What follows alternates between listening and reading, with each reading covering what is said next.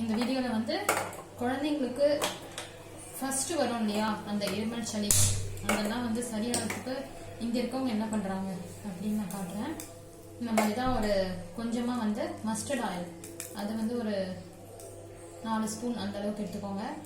அதோட பூண்டு வந்து கொஞ்சம் க்ரஷ் பண்ணி அப்படியே போட்டுக்கோங்க.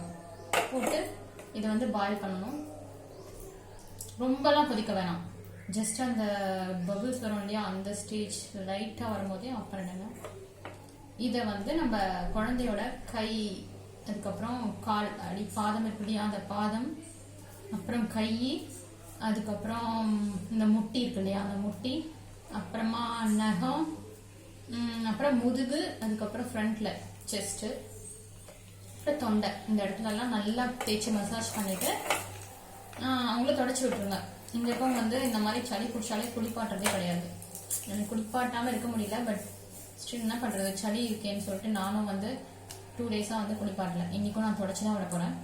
நல்லா தொடச்சி விட்டுட்டு அதே மாதிரி அதே ப்ரொசீஜரை வந்து நீங்கள் நைட்டும் ரிப்பீட் பண்ணணும். நைட்டும் அதே மாதிரி பாப்பா தூங்குறதுக்கு முன்னாடி காலில், முட்டியில், கழுத்தில், அதுக்கப்புறம் கை நகத்தில், அப்புறம் காது உள்ள இங்கெல்லாம் வந்து லைட்டாக இந்த ஆயில் அப்ளை பண்ணி நல்லா தேய்ச்சி விட்டுருங்க. கண்டிப்பாக கொஞ்சமாவது ரிலீஃப் தெரியும். அதாவது ஃபஸ்ட்டு வர அந்த சளி ஃபஸ்ட்டு ஒரு 3 டேஸ் 2 டேஸ், அதுக்கும் மேலே நிறைய இருந்துச்சுன்னா நீங்கள் கண்டிப்பாக டாக்டர் போய் தரணும். ஓகே.